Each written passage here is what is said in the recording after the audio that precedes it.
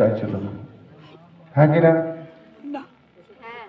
হ্যাঁ, যুদ্ধ করতে চাইছিল না, কারণ বলছে যদি মারা যায় কাকে মারবো, আমার বন্ধু বান্ধব আত্মীয় স্বজন, হ্যাঁ সবাই মারা যাবে। তো শুধু বন্ধু বান্ধব না, মামা, হ্যাঁ পিতামহ, নিজে যার কোলে আমি বড় হয়েছি, হ্যাঁ কুলগুরু, কুলগুরুকে কৃপাচার্য, হ্যাঁ আর শিক্ষাগুরু, অষ্ট শিক্ষাগুরু কে ছিল? দ্রোণাচার্য।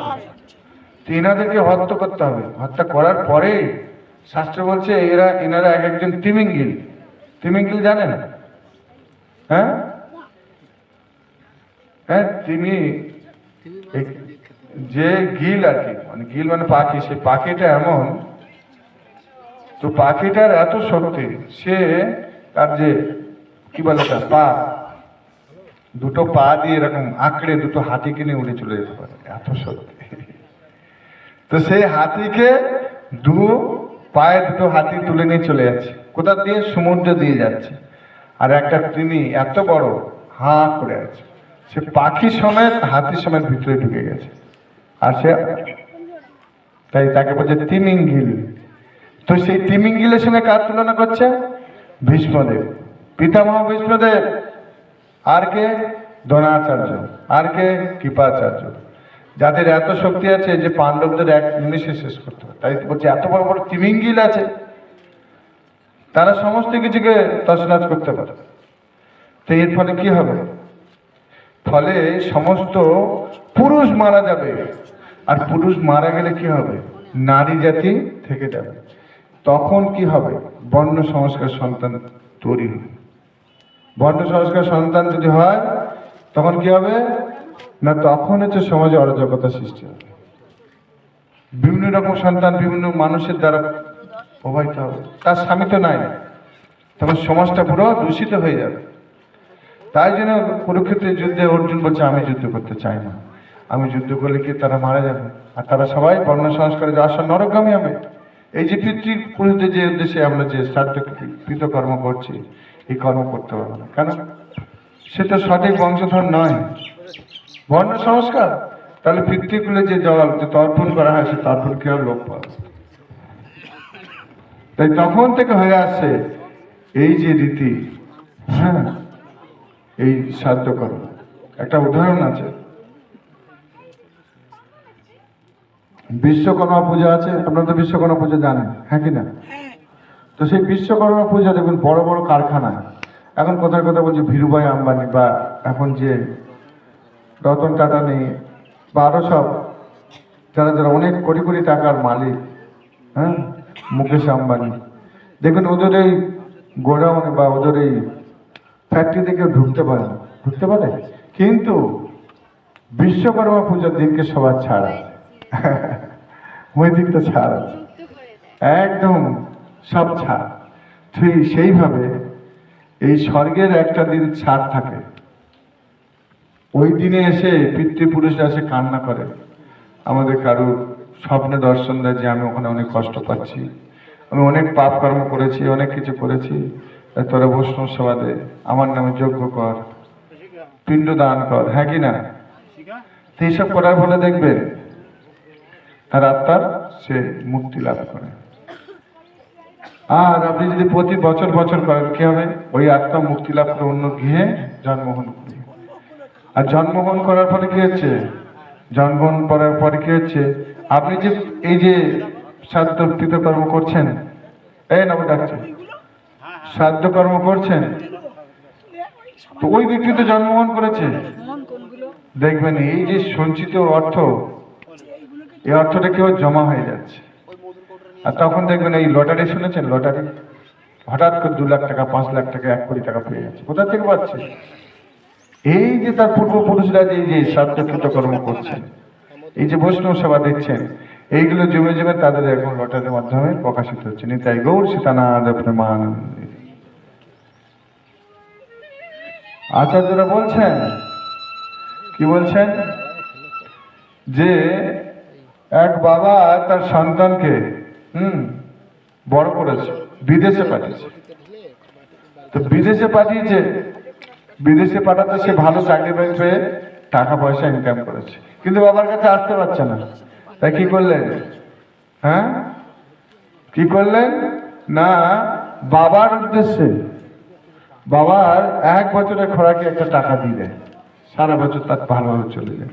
এই শ্রাদ্ধ কর্ম করার ফলে কি হয়, এই যে সাধুগুরু বৈষ্ণবদের আপনারা সেবা দিচ্ছেন, এর ফলে আপনার বাবা 1 বছরে খাবার সে পেয়ে যাবে। নিতাই গৌর সীতানাথ প্রেমানন্দে। আর যদি কেউ শ্রীমদ ভাগবত গীতা আর ভাগবতম বাড়িতে রাখে বা কাউকে দান করে, তার বিশাল গুণ আছে। কিরকম বলছে, কারোর বাড়িতে যদি শ্রীমদ ভাগবত গীতা থাকে, শ্রীমদ ভাগবতম থাকে, শ্রীমদ ভাগবতম হচ্ছে পূর্ণাঙ্গ পরমেশ্বর ভগবানের বাগময় বিদ্যা। হ্যাঁ, পুরো দ্বাদশ অঙ্গ ভগবানের 12টা অঙ্গ, দ্বাদশ খন্ড স্কন্ধ, 12টা অঙ্গ, পা, উরু, নাভি, বক্ষ, 2টো হাত, গ্রীবা, মুখ, কপাল, মস্তক। এই ভাগবতম যদি কারোর বাড়িতে থাকে, কাউকে দান করা হয়, বলছে তার পিতৃপুরুষরা দধি, মাখন, দই, ননি, হ্যাঁ, এই সমস্ত কিছু পেতে থাকবে। সমস্ত কিছু তারা ডেলি পাবে। এই জন্য আপনারা যদি পারেন, এই বিশেষ করে এই শ্রাদ্ধ কর্মের সময় যদি ভাগবতম কাউকে দান করেন, সুপাত্র ব্রাহ্মণ বৈষ্ণবদের দেবেন যারা পড়বে, এবং ভাগবত নিজের বাড়ি রাখেন, তাহলে সে বাড়িতে কি হবে জানেন? সে বাড়িটা গোলক বৃন্দাবনে পরিণত হবে। কেন? সমস্ত দেব দেবী আপনার বাড়িতে বসবাস করবে, সমস্ত ধাম আপনার বাড়িতে বসবাস করবে। পৃথিবীতে এমন কিছু নাই যে আপনার বাড়িতে থাকবে না। কেন?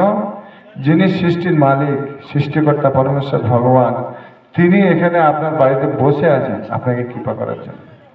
ভাগবতম, এই ভাগবতম অনেক গুরুত্বপূর্ণ, স্বয়ং পরমেশ্বর ভগবান।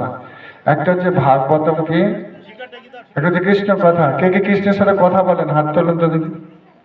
কথা বলেন মাতাজি? হ্যাঁ, বলছে, বলে। আপনারা বলেন? বলেন? বাহ, খুব ভালো কথা। তো কৃষ্ণ কথা কোনটা?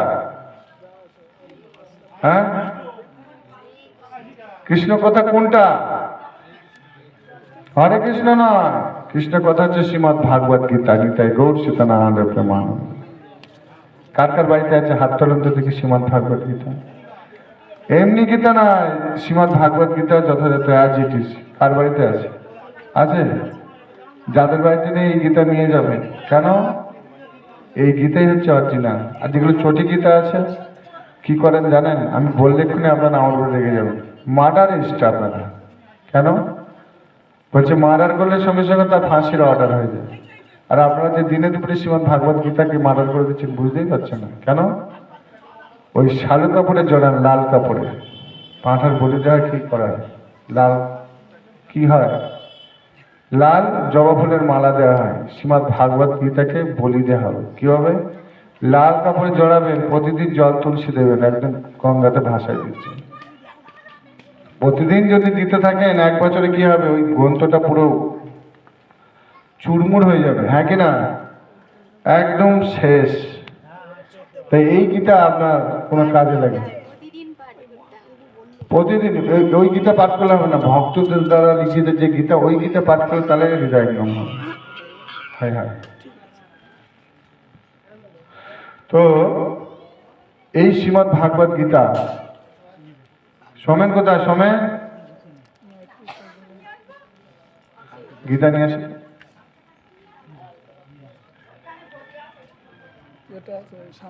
হ্যাঁ দেন, আচ্ছা ওইটা নিয়ে আসো, ওইটা।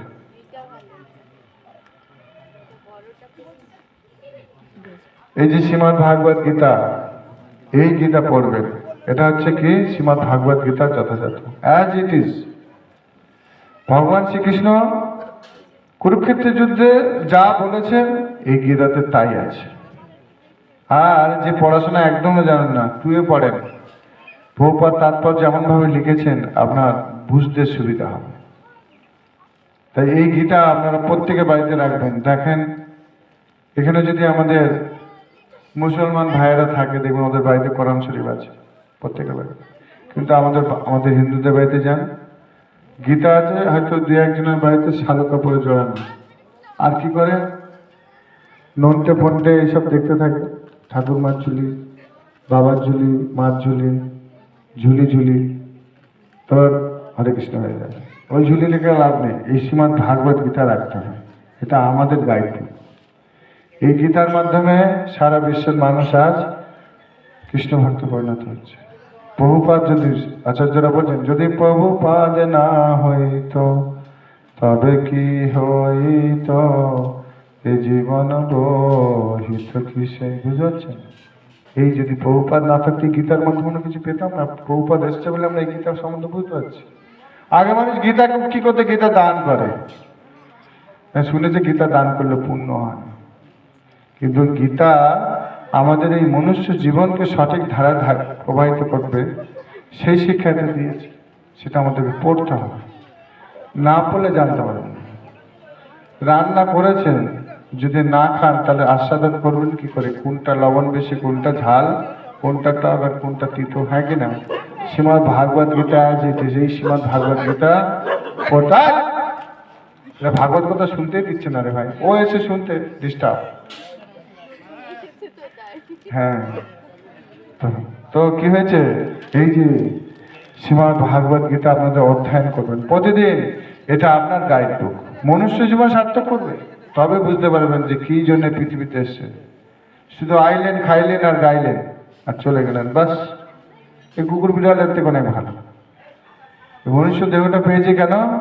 ব্যাক টু গডের, ভগবত ধামে ফিরে যাওয়ার জন্য, ভগবানের কাছে যাওয়ার জন্যই দেহটা পেয়েছেন। আর আপনি মনে করছেন, আরে বাবা আমি এখন কোটি কোটি টাকার মালিক, হ্যাঁ আমি এখন বিশাল পজিশনে আমার জন্মগ্রহণ করেছি এবং বাবার কোটি কোটি টাকা আছে, 8-10 তলা বিল্ডিং আছে, হ্যাঁ 8-10টা বিল্ডিং আছে, 10-12খানা গাড়ি আছে, কোটি কোটি টাকা ব্যাংক ব্যালেন্স, ব্যবসা, ব্যাস, আর কি চায়? বলছে কদিন আর বাঁচবে, এনজয় করো, এনজয় করো। জয় করতে করতে কি হবে, নিজেই পরাজয় হয়ে যাবে। কেন? এই মৃত্যুটাকে জয় করতে হবে। কি করে আমরা ভগবত ধামে ফিরে যাব, এটাই হচ্ছে আমাদের শিক্ষা। দেখেন এখানে অনেকে 50 বছর আছে, কারো 30, কারো 25, কারো 12, কারো 16, বিভিন্ন এজের মানুষ মাতাজি এবং প্রভুরা আছেন। প্রত্যেকে কিন্তু প্রত্যেক বছরে যে আমরা বার্থডে সেলিব্রেশন করি, আমরা আনন্দ করি ঠিকই, কিন্তু একজন আমাদের কান্না করা উচিত। কেন? এই একটা বছর আমার জীবন থেকে চলে গেল। আমাদের চোখে কি, চোখে দেখি না বলে আমরা কি করি, চশমা চোখে দেখতে পাই না বলে, কিন্তু আমাদের চোখে পট্টি লাগানো আছে। কেন? আমাদের একটা বছর চলে যাচ্ছে, আমরা আনন্দ করছি। উল্টো আমরা একবার চিন্তা করছি না যে আমরা পৃথিবীতে এসেছি কেন? আপনি মনে করছেন আমি এসেছি আমার নাতি পুতি ছেলে মেয়ে তার গোষ্ঠীর বিভিন্ন রকম ভাবে আত্মীয় স্বজন পাকাই আমি এখন মৌচাকের মতো চাক বেজে বলবো, কিলা 2 দিন পরে পটল তুলবেন, সব শেষ। কিন্তু আপনি এখান থেকে চলে যাওয়ার জন্য এসছেন একা, সঙ্গে কিছু নিয়ে আসেনি। এসছেন কে কে? হাত তোলেন তো দেখি, কে নিয়ে এসছেন? আমি নিয়ে আসিনি, আমি আপনাদের প্রতিনিধিত্ব করছি। আর কে কে নিয়ে যাবেন? তাহলে এত চিন্তা কিছু, কি করে যাবেন সেই চিন্তা করেন। এই মাতাজিরা কথা বলে না, মাইকে কথা বলেন, আমরা শুনি। হরে কৃষ্ণ কৃষ্ণ কৃষ্ণ হরে হরে, হরে রাম রাম রাম হরে হরে। আমি জানি না, হয়তো খারাপ লাগছে, কিন্তু প্র্যাকটিক্যাল এটা। সাধু সাবধান, বলছে এই জগৎ দুঃখের আলোয়, তাড়াতাড়ি কেটে পড়ে, ভদ্রলোকের থাকার জায়গা না। বুঝতে পারছেন? তাই আমাদের এই শ্রীমদ্ ভাগবত গীতা আপনারা অধ্যয়ন করে তাদের মনুষ্য জীবন সার্থক করতে হবে। আর কি করবেন? এই যে জপমালা জপ করবেন। বলছে বহু খাটতে খাটতে পড়ান, শেষ, জীবন শেষ, এমনিতে শেষ হবে, আরেকটু নিয়ে জপটা পর্যন্ত অধ্যয়ন করে, তাহলে আপনার মনুষ্য জীবন সার্থক হবে। এই দেহটা পেয়েছেন, আর কয়েকদিন পরে চলে যাবেন। কে কে ভালোবাসবে জানেন এই দেহটাকে? কে কে টানাটানি করবে? এখন তো ছেলে মেয়েরা শুধু টানাটানি করছে, আমার বাবা আমাকে লিখে দেবে, মেয়ে বলে আমার বাবা আমাকে জমি লিখে দেবে, টাকা পয়সা দেবে। এই দেহটা যখন, আরে প্রভু চুপ করে না, সব হবে হবে, আরে বাবা সব হবে, তুমি অত চিন্তা করো না। আরে সম্পূর্ণ চাল কি সব খাবে? তা কি সমস্যা হয়ে গেল? তো কোথায় ছিলাম? এই সমস্যা। ভাগবত কথা বলতে বলতে যদি চাল ডাল তরি তরকারি চলে আসে তাহলে তো এখন খিচুড়ি হয়ে যাবে। হ্যাঁ হ্যাঁ বাবা, হ্যাঁ কি বলছিলাম, বাবার টানাটানি কি? হ্যাঁ হ্যাঁ হ্যাঁ, এই বাবার টাকা আছে, যে ছেলে মেয়ে বলছে আমার বাবা, ও বলছে আমার বাবা, যখন লিখে দেয় একার বাবা। ফালতু জিনিস কে বয়? বাবা মা এখন বোঝা হয়ে গেছে। এর এখানে বোঝাটা আছে, ধান থাকলে এর কদর থাকতো, এখন ধান নেই বলে আছে, খরচ যখন লাগবে লাগবে বসতেছে। তো মনুষ্য জীবনটা এরকম। এই এই দেহটা যখন মানে দেহটা যখন দেহটার থেকে যখন আত্মা চলে যাবে না, তখন দেহটা কোনো ভ্যালুয়েশন থাকবে না। এত ভালোবাসে দেহটাকে, সোনো পাউডার আর কি ফেস ওয়াশ ফেসিয়াল আর কি সব লাগায়, যাই অনেক কিছু লাগায় করে একদম চকচকে ঝকঝকে করি। আর এত ভালোবাসা বাসি, তুমি আমার আমি তোমার, ব্যাস। তারপর বাকিটা ড্যাস ড্যাস ড্যাস, বুঝে না? তারপরে কি হলো? হ্যাঁ, যখন মারা যাবে 4 ঘন্টা পর বলে এই রে বের কর, বের কর। এতক্ষণ তুমি আমার আমি তোমার বলছিলে, আর এখন বের কর কেন? বলছে কি হবে, মরে গেছে। 4 ঘন্টা পর পুষতে শুরু করো শরীরটা, তখন কারা হবে? কুকুর বলেছে এই শরীরটা আমার, অনেকদিন মানুষের মাংস খাই না, এই দেহটা আমার। আর পোকা বলছে না না না, এটা আমার, আমার দেহ, আমি খাবো। মাটি বলছে না না আমার, এটা আমার আমার। আগুন বলছে না এটা আমার। দেখেন কতজন কাস্টমার চলে আসছে, খদ্দের চলে এসছে এই দেহটাকে নেওয়ার জন্য। কিন্তু কৃষ্ণ এই দেহটা পাঠিয়েছে কেন? ব্যাক টু গডের, ভগবত ধামে ফিরে নিয়ে যাওয়ার জন্য। কিন্তু আমরা কি করছি? শুধু মায়ায় পড়ে হাবুডুবু খাচ্ছি। গুরু মহারাজ বলছে ডুবো ডুবো। তাই এই জীবনটা কোনো মূল্য নাই, টাইমও নাই। ছেলেরা কোথায়? হরিবল, সবাই দিকে চলে আসো, হরে কৃষ্ণ। তো মনুষ্য জীবন সার্থক করতে গেলে আমাদের, আমি সংক্ষেপে বলছি, এই জপ মনে জপ করবেন আর শ্রীমদ্ ভাগবত গীতা পড়বেন। আপনারা মাছ মাংস যা খাচ্ছেন খান, নো প্রবলেম। আপনি জপ করবেন, জপ করলে কি হবে? ভিতর থেকে যাবে। এই যে ডাক্তারবাবু বসে আছে, রোগ হলে ওষুধ দেবে, রোগ না হলে দেবে না। তা আমাদের তো রোগ আছে, ভিতরের রোগটা সারানো যাবে না ওষুধের দ্বারা দিতে হবে। ওষুধ কি বলে? সবাই হাত তোলেন, যার যার হাত আছে, যার নেই সেও তুলবে না, যে তুলতে চাচ্ছে না পাশের লোক তুলে দেবেন, তার উপকার করে। এই মালা হাতে হাত তোলো, বলেন হরে কৃষ্ণ, জোরে বলেন হরে কৃষ্ণ কৃষ্ণ কৃষ্ণ হরে হরে, হরে রাম রাম রাম হরে হরে। অনেকে বলছে হাত তুললে কি হবে? হাত না তুললে পরবর্তী জন্য সাপ হবেন, কি আছে? সাপ হয়ে ঘুরে বেড়াবেন, কোনো হাত পা কিছু থাকবে না। হরে কৃষ্ণ। ভগবানের জন্য যদি আপনি না হাত তোলেন, দেহটা ভগবান দিয়েছে, তার কাছে যদি স্যালেন্ডার নেয়, তাহলে কি লাভ হবে? আয়ারাম গয়ারাম, তারপরে মাঝখানে গন্ডগোল শুরু হয়ে যাবে। এই জন্য মনুষ্য জীবন সার্থক করতে গেলে জব করবে। আগে যদি খুব ভালো চাষি হয়, কি করবে? আগে জমিটাকে উর্বর তৈরি করবে, তারপর তো তার বীজ বপন করবে। তা আমাদের কি করছে? আচার্যরা আগে জব করাচ্ছে। এরা তুলসী কাটার মালা না, এমনি বেল কাটের অভ্যাস। হরিনাম করতে করতে ভিতর থেকে চলে যাবে, তখন দেখবে বমি ঠেলে আসবে, কোনো কিছু ভালো লাগে না। বুঝে গেল? তা আপনারা যারা এখানে এসছেন, অবশ্যই এখান থেকে ভগবানকে নিয়ে ভগবানের চরণে ফুল দেবেন, তুলসী মহারানী জল দেবেন, আস্তে আস্তে ভক্তি বৃদ্ধি হবে। আর সকালবেলা করে ঘরে আগুন দেবেন।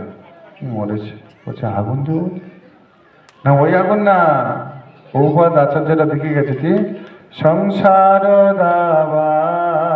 দাবানলীর লোক প্রণায় কারুণ্য ঘন ঘনতম প্রাপ্তস্য কল্যাণ গুণানবাস বন্দে গুরু শ্রী চরণারবিন্দ।